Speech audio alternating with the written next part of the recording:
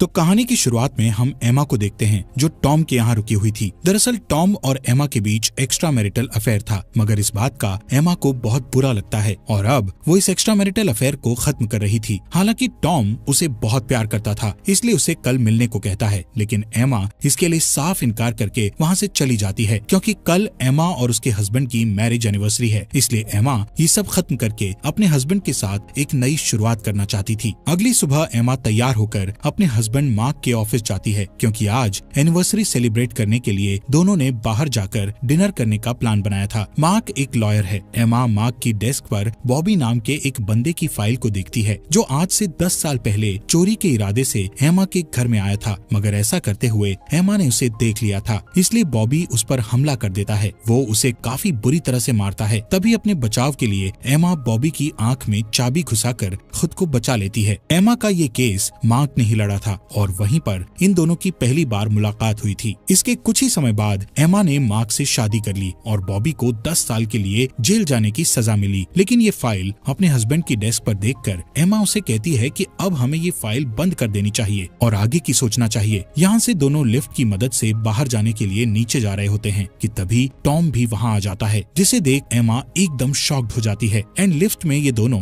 ऐसे बिहेव करते हैं कि जैसे कभी एक दूसरे को नहीं देखा हो। यहाँ हमें पता चलता है कि टॉम मार्क का जूनियर है। जी हाँ, अब तक एमा का चक्कर उसी के हस्बैंड के जूनियर के साथ चल रहा था। एमा को लगता है कि टॉम आज मार्क को सब कुछ बता देगा, लेकिन उसको तो मार्क से कुछ बात करनी थी, इसलिए वो लिफ्ट में आया था। दोनों हस्बैंड वाइफ एक अच्छे से रेस्टोरेंट में जाकर डिनर करने लगते हैं। डिनर के बाद मार्क एमा को एक सुंदर सा डायमंड नेकलेस गिफ्ट करता है जो एमा के गले में काफी खूबसूरत लग रहा था। एनिवर्सरी को खास बनाने के लिए मार्क अपनी वाइफ की आंखों पर ब्लाइंड फोल्ड बांधकर अपने लेक हाउस पर ले आता है। एमा घर में एंटर करते ही पूरे घर को सजा हुआ देखती है, बिल्कुल वैसा ही जैसा हर लड़की का सपना होता है। घर में और अंदर जाकर एमा एक कमरे में अपने और मार्क की यादों से भरे वो फोटोज देखती है जिसमें दोनों के साथ में बिताए हसीन लम्हे कैद थे। इसके बाद मार्क थोड़ा इमोशनल होकर एमा को अपने दिल का हाल बताता है। वो बताता है कि मैं बिल्कुल भी अच्छा पति नहीं बन सका जैसा तुम हमेशा चाहती थी, ना ही कभी तुम्हें प्यार किया, लेकिन अब से मैं बदलना चाहता हूँ, तुम्हारे साथ कुछ हसीन पल बिताना चाहता हूँ। मार्क की बातें सुन एमा भी इमोशनल हो जाती है और कुछ समय बाद दोनों रोमांटिक हो जाते हैं। नेक्स्ट मॉर्निंग जब एमा नींद से उठती है तो वो मार्क को बेड के कोने पर बैठा हुआ पाती है। जैसे ही वो अपना हाथ मूव करने की कोशिश करती है, वो देखती है कि उसका हाथ हैंडकफ से मार्क के हाथ के साथ बंधा हुआ है। एमा उसे पूछती है कि ये सब क्या है। मार्क उसे कहता है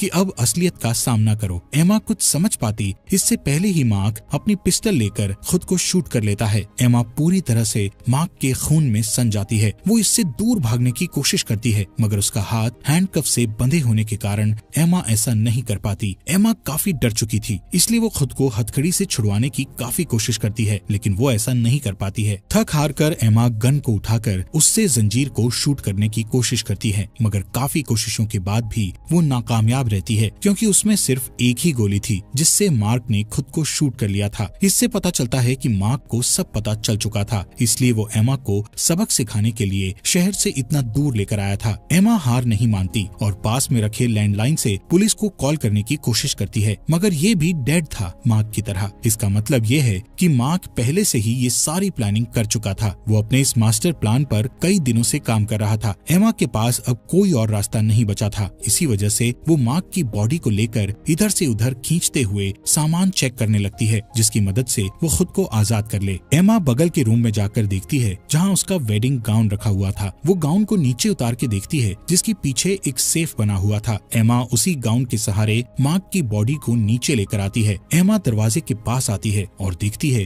कि यहाँ दूर दूर तक कोई नहीं है जो उसकी मदद कर सके। बाहर बहुत ठंड थी, इसलिए एमा मार्क के कपड़ों को पहन लेती है और अब वो वापस घर के अंदर आकर सबसे पहले वो अपने फोन को ढूंढती है, मगर मार्क ने पिछली रात को ही उसके फोन को पानी में डाल के खराब कर दिया था। बेबस एमा घर में चारों तरफ किसी तरह का ऑब्जेक्ट देखने लगती है जिससे वो किसी तरह से इन हैंडकफ से आजाद हो सके, मगर वो इसमें भी नाकामयाब रहती है। इसलिए वो मार्क की बॉडी को खींचकर घर से बाहर ले आती है और कार में आकर बैठ जाती है। जब एमा मार्क की कार को स्टार्ट करने की कोशिश करती है, तभी अचानक कार का रेडियो चालू हो जाता है जहाँ मार्क उसे ताने दे रहा होता है कि मैंने तुम्हारे लिए क्या नहीं किया, तुम्हें नेम फेम पैसा सब तो दिया, लेकिन तुमने फिर भी मुझे धोखा दिया। मैंने तुम्हारे लिए जो भी भी किया उसके लिए तुम्हें मेरा शुक्रगुजार होना चाहिए था, मगर तुमने मुझे धोखा दिया। मार्क एमा को इस धोखे के लिए तड़पते हुए देखना चाहता था, मगर अफसोस इसके लिए वो यहाँ नहीं है। एमा बार बार गाड़ी को चालू करने की कोशिश करती है, लेकिन गाड़ी किसी भी हालत में चालू नहीं होती। बाहर निकलकर एमा देखती है कि मार्क ने गाड़ी का पूरा फ्यूल टैंक पहले से ही खाली कर दिया था। एमा के पास और कोई रास्ता नहीं था, इसलिए वो वापस घर में आ जाती है। अंदर आकर वो सबसे पहले बाथरूम जाकर अपने खून के दाग को साफ करने लगती है। इसी दौरान एमा अपने गले से मार्क के द्वारा गिफ्ट किया हुआ नेकलेस निकालने की बहुत कोशिश करती है, मगर वो नेकलेस किसी भी हालत में निकलने का नाम नहीं लेता। थक हार कर एमा मार्क की बॉडी के साथ औजार की खोज में बेसमेंट की तरफ आती है, मगर उसे वहाँ किसी भी प्रकार का कोई औजार नहीं मिलता जो उसकी मदद कर सके। खैर, ये तो सोचने वाली बात है कि जिस व्यक्ति ने इतनी प्लानिंग की हो वो बेसमेंट में औजार कहाँ से छोड़ेगा। एमा मार्क की बॉडी को खींचते हुए एक कमरे में पहुँचती है जहाँ बॉबी की 10 साल पुरानी एक फोटो लगी हुई थी, यानी कि मार्क के प्लान के अनुसार एमा के साथ अभी भी कुछ भयानक होने को बचा है। जब एमा फोटो देख रही थी तभी उसे दरवाजे पर फुटस्टेप की आवाज सुनाई देती है। डर की वजह से एमा भाग कर जाती है और सबसे पहले दरवाजे को बंद करती है। तभी टॉम की आवाज सुनकर गेट को खोलते हुए उसे अंदर बुलाती है। टॉम उससे पूछता है कि बताओ तुमने मुझे मैसेज करके यहाँ क्यों बुलाया है, जिसका जवाब देते हुए एमा कहती है कि मैंने तो कोई मैसेज नहीं किया, दरअसल ये मार्क ने किया था। ये सब उसके प्लान का हिस्सा था जिससे वो एक तीर से 2 निशाने कर सके। एमा टॉम से पुलिस को कॉल करने को कहती है, जिसके जवाब में टॉम कहता है कि तुम पागल हो, अगर तुमने ऐसा किया तो सबसे पहले तुम ही फंसोगी और कभी भी अपने आप को बेगुनाह साबित नहीं कर पाओगी। उसने सारे सबूत तुम्हारे अगेंस्ट ही बनाए हैं और हो सकता है कि तुम्हें हमेशा हमेशा के लिए जेल में सड़ना पड़े, इसलिए किसी भी हालत में पुलिस को कॉल करने की कोशिश मत करना। टॉम एमा को बताता है कि मार्क ने हमेशा से बहुत सारे उल्टे काम किए हैं, सबूतों के साथ छेड़छाड़ की है, जिस कारण से उसके ऑफिस पर कभी भी रेड पड़ सकती है, इसलिए जेल में सड़ने की बजाय मार्क ने सुसाइड करना ही बेहतर समझा। यहाँ पर ये दोनों आपस में बात कर ही रहे होते हैं कि वो एक गाड़ी को अपनी तरफ आते हुए देखते हैं, जिसे देखकर टॉम बताता है कि उसने ये गाड़ी पहले भी आते हुए देखी है। टॉम एमा को घर के अंदर रहने को कहते हुए बाहर चला जाता है। दरअसल गाड़ी में आया व्यक्ति अपने आप को एक प्लम्बर बताता है। ये बात सुन के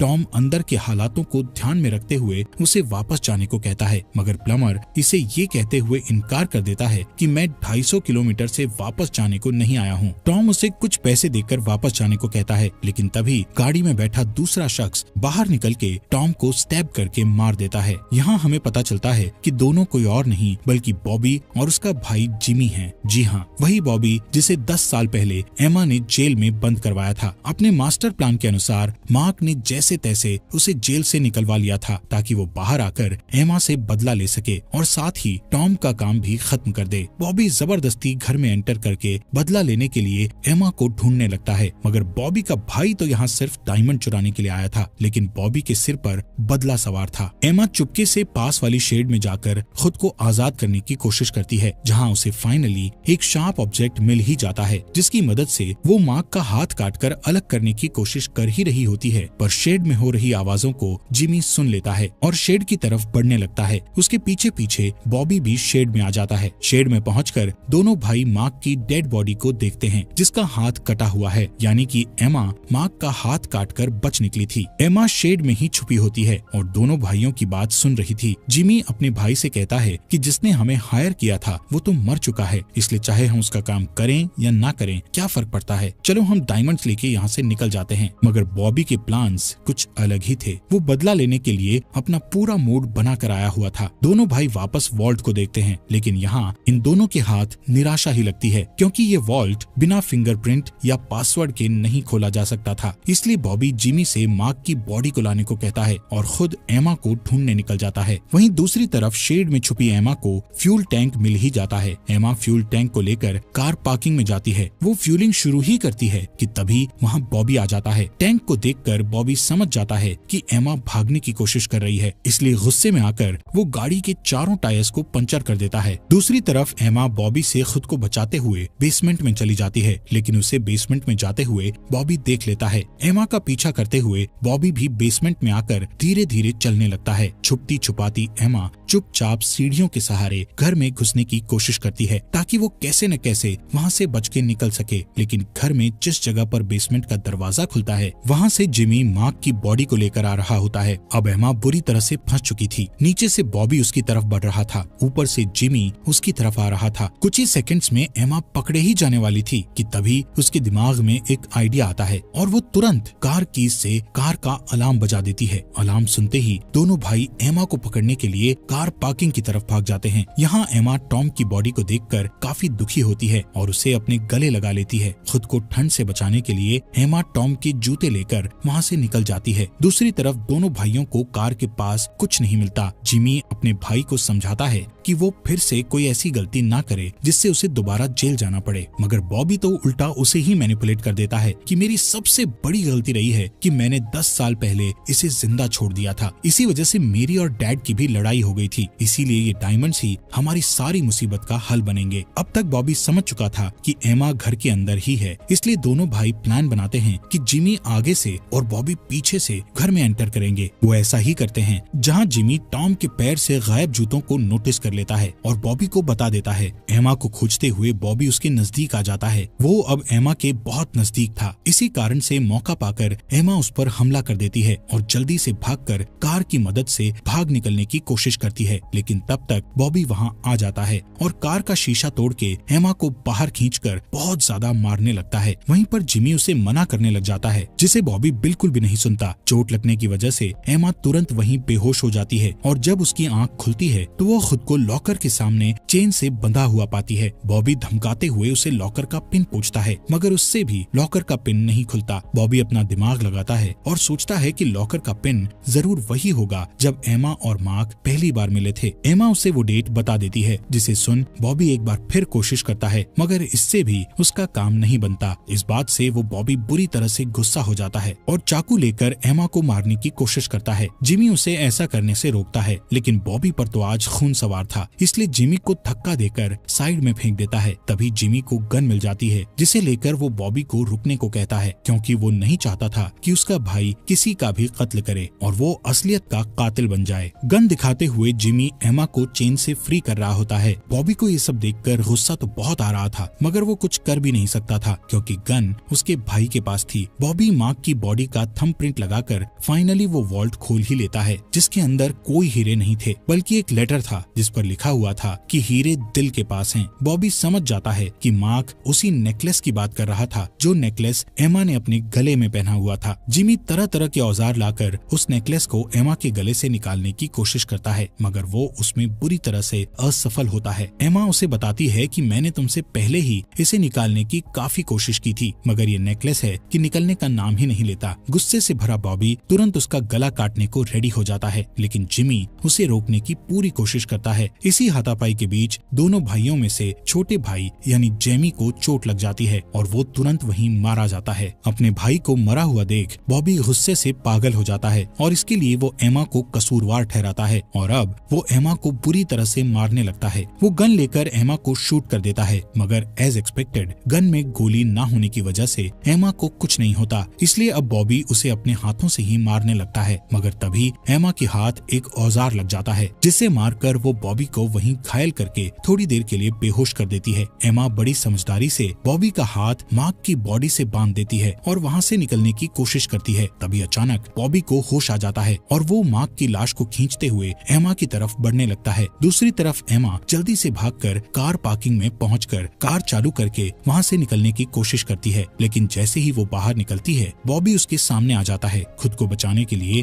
एमा गाड़ी से बॉबी को ठोक देती है, जिससे वो उछल के दूर जा गिरता है। बर्फ की वजह से एमा की गाड़ी डिसबैलेंस हो जाती है और सीधे जाकर एक घर से टकरा जाती है। बदले की आग में जलता बॉबी अपनी कार के पास जाकर एक और चाकू ले आता है। वहीं एमा को दिखाया जाता है, जिसकी गाड़ी टकराने की वजह से एमा बाहर निकलकर बर्फ पर गिर पड़ती है, लेकिन इसी मौके का फायदा उठाकर बॉबी एक बार फिर से उस पर हमला करते हुए मारने लगता है। मगर तभी अचानक से बर्फ टूटने लगती है, जिसमें मार्क की बॉडी के साथ बॉबी भी पानी में जाने लगता है। जाते जाते बॉबी एमा को भी अपने साथ खींच लेता है। पानी में गिरने के बावजूद भी बॉबी उस पर हमला करना नहीं छोड़ता, मगर इस बार खुद के बचाव के लिए एमा उसकी दूसरी आंख भी फोड़ देती है। दर्द की वजह से बॉबी गहरे पानी की गोद में समा जाता है, मगर एमा के लिए मुसीबत और भी बढ़ जाती है क्योंकि पानी से बाहर निकलने का रास्ता भूल चुकी थी और उसके सर के ऊपर चारों तरफ बर्फ ही बर्फ थी। थोड़ी देर के लिए पूरी तरह से शांति हो जाती है, तभी अचानक एमा चाकू की मदद से बर्फ को तोड़कर पानी से बाहर निकल आती है। इतनी मुसीबतों के बाद एमा अब फाइनली अपने पति के मास्टर प्लान से बच जाती है। जब हम किसी से बहुत प्यार करते हैं तो उसके धोखे से चोट भी सबसे ज्यादा पहुंचती है, क्योंकि वही एक इंसान होता है जिसे हम हमारे जीवन में खुद से आगे कंसिडर करते हैं। ऐसा ही हुआ एमा के पति मार्क के साथ, जो प्यार में खाए धोखे की वजह से इतना क्रूर बनकर अपनी प्लानिंग करता है। हालांकि मार्क भी कोई दूध का धुला नहीं था, गलतियां उसने भी की थी। उसी वजह से एमा ने अपना एक्स्ट्रा मैरिटल अफेयर टॉम के साथ किया। इसीलिए दोस्तों, अगर कोई आपसे प्यार करता है, चाहे वो आपकी गर्लफ्रेंड हो या आपका boyfriend, just don't cheat them. इसी के साथ ये अमेजिंग मूवी यहीं पर खत्म हो जाती है। दोस्तों, आपका दिल से शुक्रिया आपके अपने फॉक्स एक्सप्लेनर हिंदी चैनल को सब्सक्राइब करने के लिए।